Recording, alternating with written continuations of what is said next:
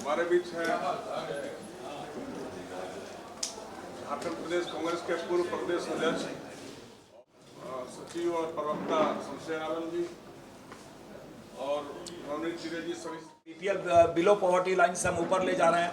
हमारी सरकार, मैं बार बार बोल रहा हूँ, फूड सिक्योरिटी बिल लाई, गरीबों के लिए लाई है और हम 10 किलो राशन उनको देने की बातें कर रहे हैं जो इसके लिए योग्य हो।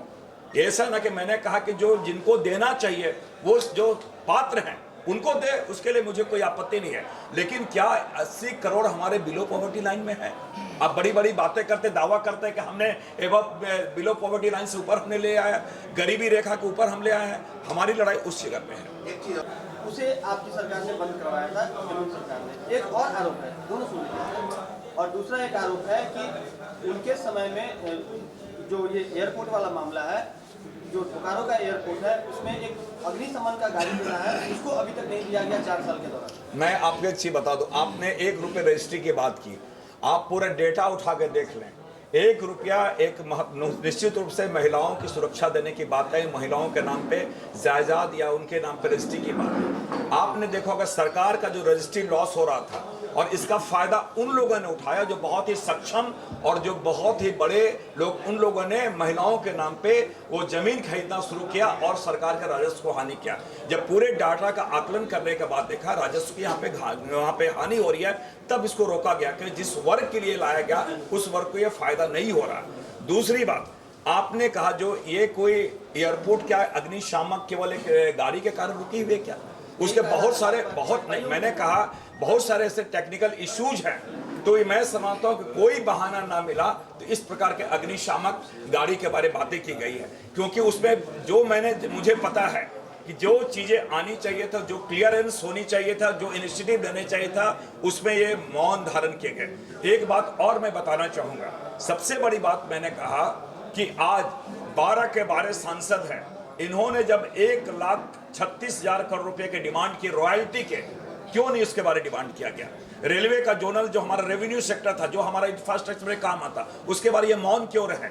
और तो मैं एक बात और मैं बताना चाहूंगा, ये पूरी की पूरी जो कवायद है भारतीय जनता पार्टी को, ये झारखंड को उपनिवेश समझती है, उपनिवेश के रूप में से कार्य करना चाहती है। एक चीज बताइएगा, मैं बता दूं कि कांग्रेस पार्टी आरटीआई किसने लाया? राइट टू इंफॉर्मेशन कांग्रेस की देन है। कांग्रेस पार्टी भ्रष्टाचार से कभी समझौता नहीं करती है। कांग्रेस पार्टी वैसे नहीं है कि हेमंत सिरवा का आप ले लिए, जितने आरोपी, अजीत पवार के ही प्रधानमंत्री जी पानी पी पी के बोलते थे 70,000 करोड़ के घोटाले हैं, अगले दिन उनके पार्टी में शामिल हो गया। तो भारतीय जनता पार्टी को भ्रष्टाचार के बारे में कहने का कोई नैतिक आधार नहीं है। हमारी पार्टी हर जगह पे वो कार्रवाई की है, जो भी कहीं ना कहीं अगर प्रथम दस्तिया वो कहीं पे दोषी है। लेकिन Bharatiya Janata party ED, CBI, ED सबका एक प्रतिशोध के रूप में काम करिए, राजनीतिक प्रतिशोध के रूप में काम करिए। ये सारे का सारे संवैधानिक संस्थान, सारे का सारे संवैधानिक संस्थान, ये कहीं ना कहीं भारतीय जनता पार्टी के टूल्स के रूप में काम करिए। बहुत 20 साल से महसूस करते हैं कि मीडिया में भी इन्होंने कंट्रोल कर रखा है, जो बातें आती है वो बातें आपके समक्ष आ नहीं पाती है। कहने का मतलब ये है कि आज हर वर्ग ये महसूस कर रहा है कि उनकी आवाज दबाई जाती है। यही एक कारण है कि जो देश का सर्वोच्च पंचायत है, अगर कृषकों की बात करें, महंगाई की बात करें, किसी और की बात करें, तो राहुल गांधी जी की आवाज को म्यूट कर दी जाती है। हम लोगों ने आपके माध्यम से ये लड़ाई लड़ी है, सड़क पे लड़ाई लड़ रहे हैं, सदन में भी हम लोग लड़ाई लड़ेंगे, और ये नतीजा ये हो गया कि पूरी की पूरी लड़ाई 2024 की लड़ाई आम जनता वर्सेस तानाशाह मोदी सरकार के बीच है।